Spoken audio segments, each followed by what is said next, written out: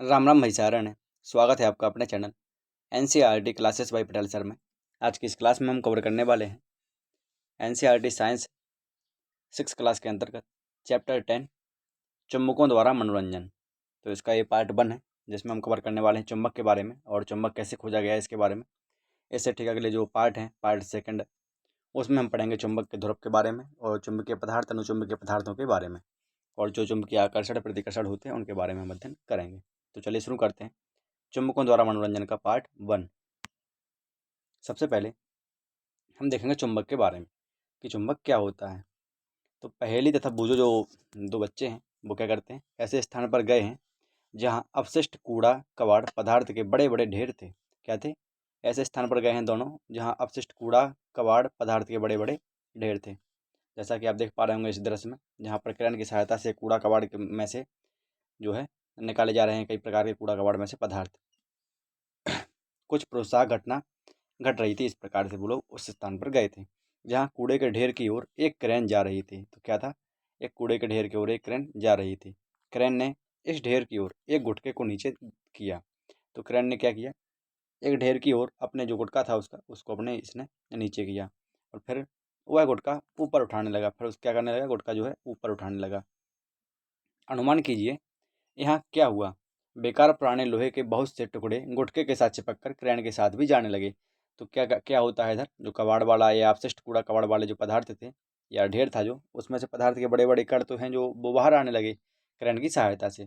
तो ऐसा क्या था कि जो क्रेन के गुटके के माध्यम से जो पदार्थ के कण थे बड़े बड़े कूड़े कबाड़ के ढेर में से वो बाहर निकलने लगे। तो ऐसा क्या था उस क्रेन की मशीन में?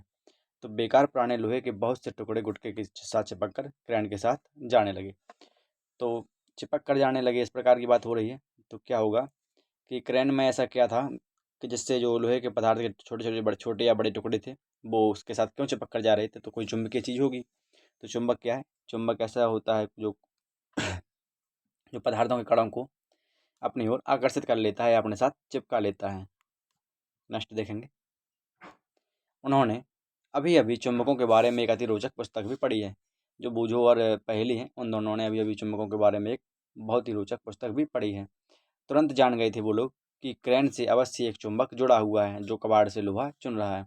तो क्या है, ये जो क्रेन है, जिसे जिसे क्रेन चलाने वाला जो व्यक्ति है वो इस गुटके के माध्यम से इसको नीचे ले जाता है जब कबाड़ वाले ढेर में। तो इसमें क्या होता है, लोहे के जो कड़ होते हैं छोटे छोटे या बड़े वाले, तो उसमें से इस क्रेन में जो चुम्बक लगी हुई है, यह चुम्बक लगी दिखाई पड़ रही है जो आपको, इस चुम्बक की सहायता से जो लोहे के छोटे या बड़े कण हैं जो वो इस चुम्बक के साथ आ जाते हैं। तो इसमें क्या है, क्रेन में एक चुम्बक लगा हुआ है। नेक्स्ट देखेंगे, आप में से कुछ लोगों ने चुम्बक अवश्य देखे होंगे। हाँ, देखे होंगे। बचपन में चुम्बक के द्वारा हम ऐसा करते थे, एक दूसरे की ओर चिपका करके उनसे खेलते थे बचपन में, तथा इनमें इनसे खेलकर आनंद भी उठाया होगा। हाँ, ऐसा किया है। क्या आपने चिपकू स्टिकर देखे हैं? हाँ, हमने वो चिपकू स्टिकर भी देखे हैं जो दीवार पर मारने से वो छिपकली हो या सांप हो या गिलहरी, कुछ अलग अलग जो आते थे चिपकू स्टिकर, वो दीवार में चिपक जाते थे। जो लोहे की सतहों जैसे अलमारी हो, रेफ्रिजरेटर हो के दरवाजे हों या फिर इनके, उस पर आराम से चिपक जाते थे इस प्रकार से। कुछ पेन धारकों होल्डरों में पेन होल्डरों से चिपक जाते हैं, चिपके देखते हैं आप। हाँ, ये भी हमने देखा है कि कुछ प्रकार के जो होल्डर वगैरह होते हैं तो वो क्या होते हैं, उनमें जो पेन लगी होती हैं वो चिपक जाती हैं उनमें। कुछ पेंसिल बॉक्सों में ताले की व्यवस्था के बिना भी जब हम ढक्कन बंद करते हैं तो यह कसकर बंद हो जाता है। तो इसमें क्या होता है, इस प्रकार के बॉक्स भी होते हैं जैसे पेंसिल बॉक्स वगैरह जिसमें ताले की व्यवस्था नहीं होती है, लेकिन उसमें क्या था, जब हम ढक्कन बंद करते हैं तो वो अपने आप कसकर बंद हो जाते हैं, चिपक जाते हैं। तो ऐसे जो चिपकू पेन धारक हो गए, पेंसिल बॉक्स हो गए, इनमें क्या लगा होता है, चुंबक लगे होते हैं, तभी ये सब हो पाता है संभव कि चुंबक की सहायता से ये सब जो पदार्थ होते हैं आपस में एक दूसरे से चिपक जाते हैं। नेक्स्ट देखेंगे, चुंबक कैसे खोजा गया, इसके बारे में हम जानते हैं कि चुंबक की खोज कैसे हुई। तो कहते हैं कि प्राचीन यूनान में क्या हुआ, प्राचीन यूनान में एक गडरिया रहता था। क्या रहता था? एक गडरिया रहता था। तो उसका नाम क्या था? मैग्नस था।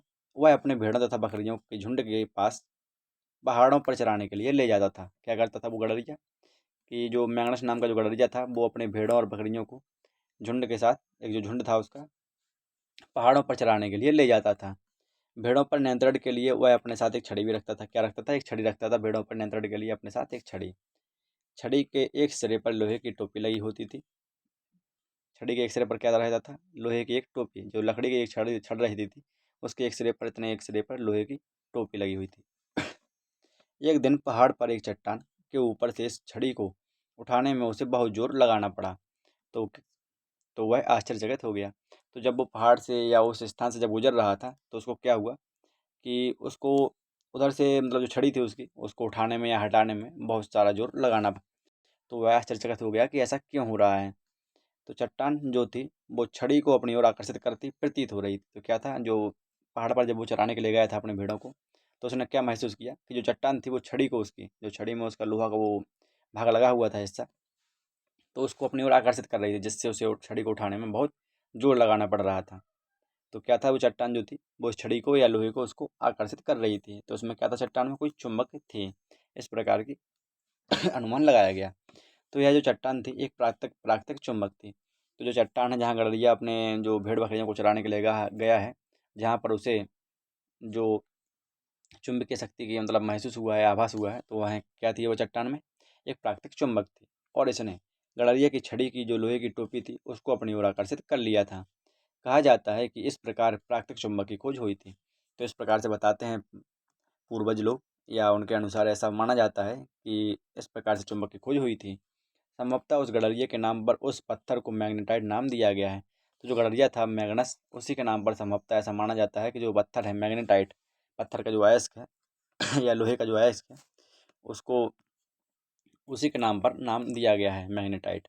मैग्नेटाइट में क्या होता है, लोहा होता है। कुछ लोगों का विश्वास है कि मैग्नेटाइट मैग्नेशिया नामक स्थान पर सबसे पहले पाया गया। जिन पदार्थों में लोहे को आकर्षित करने का गुण पाया जाता है वे चुंबक कहलाते हैं। तो चुंबक क्या कहलाते हैं, तो ऐसे पदार्थ क्या कहलाते हैं, जिन पदार्थों में लोहे को आकर्षित करने का गुण पाया जाता है वे क्या कहलाते हैं, चुंबक कहलाते हैं। चुंबक क्या कहलाते हैं, चुंबकीय पदार्थ। जिन पदार्थों में लोहे को आकर्षित करने का गुण पाया जाता है वे पदार्थ चुंबकीय पदार्थ कहलाते हैं या चुंबक कहलाते हैं। देखेंगे हम चुंबक कैसे खोजा गया के अंतर्गत। लोग अब तक जान चुके थे कि कुछ चट्टानों में लोहे के टुकड़ों को आकर्षित करने का गुण भी होता है।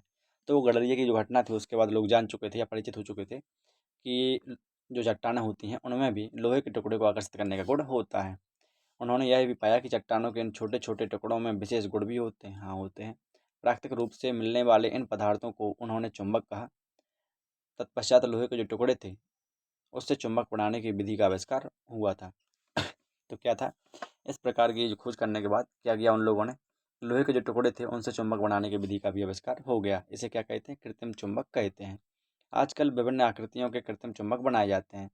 आपने भी देखा होगा। उदाहरण के लिए छड़ चुंबक भी होती है, नाल चुंबक भी होती है, बेलनाकार चुंबक भी होती है और गोलांत चुंबक भी होती हैं।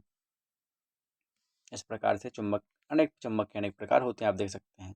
गोलाकार भी होती है, यू आकार की भी होती है, बेलनाकार भी होती है और छड़ छड़ चुंबक और नाल चुंबक भी होती हैं। इस प्रकार से अलग अलग प्रकार की चुंबकें भी होती हैं। देखेंगे नेक्स्ट चुंबकीय अनुचुंबकीय पदार्थों के बारे में कि चुंबकीय अनुचुंबकीय पदार्थ क्या होते हैं। तो हम यह समझ सकते हैं कि चुंबक कुछ पदार्थों को अपनी ओर आकर्षित करता है। तो क्या है, चुंबक क्या करता है, कुछ पदार्थों को अपनी ओर आकर्षित करता है, जबकि कुछ पदार्थ चुंबक की ओर आकर्षित नहीं होते हैं। तो ऐसा भी है कि चुंबक जो है वो प्रत्येक पदार्थों को आकर्षित नहीं करता है। चुंबक कुछ ही पदार्थों को आकर्षित करता है जबकि कुछ को नहीं करता है। तो जो पदार्थ चुंबक की ओर आकर्षित हो जाते हैं वो क्या कहलाते हैं, चुंबकीय पदार्थ कहलाते हैं।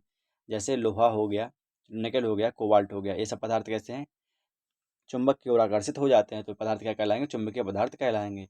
आगे वे पदार्थ जो चुंबक की ओर आकर्षित नहीं होते हैं तो वे क्या कहलाते हैं, अनुचुंबकीय पदार्थ कहलाते हैं।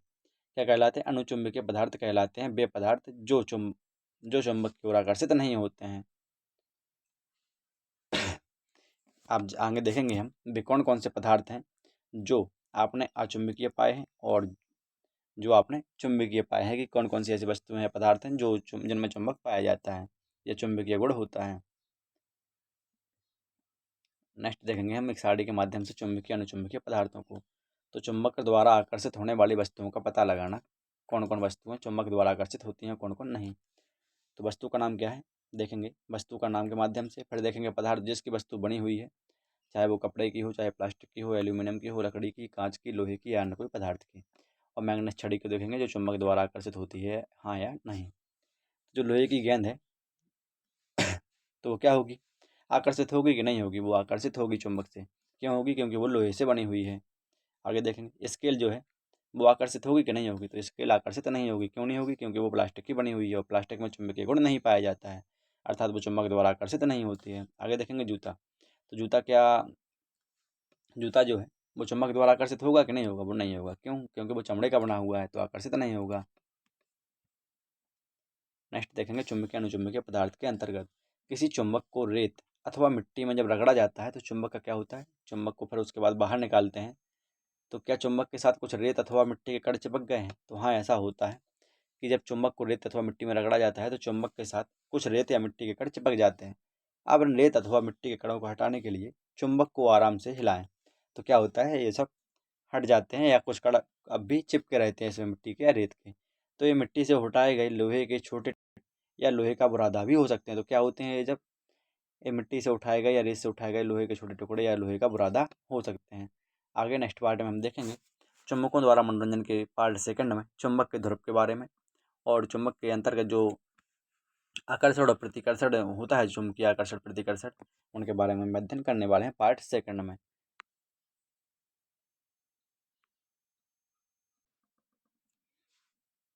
तो ऐसे ही क्लास 6, 7, 8, 9, 10th और 11th और 12th के जो सब्जेक्ट्स हैं चैप्टर वाइज कवर करने के लिए चैनल पर बने रहें, एवं जिन्होंने अभी तक चैनल को सब्सक्राइब नहीं किया है प्लीज़ चैनल को सब्सक्राइब कर लें, ताकि चैनल से जुड़े होने पर आने वाली प्रत्येक क्लासेस से आप जल्द से जल्द अवगत हो सकें, और आपको जो सभी क्लासेस हैं क्लास 6 से लेकर क्लास 12 तक, इसके जो सभी सब्जेक्ट्स हैं और चैप्टर वाइज कवर करने में मदद हो सके।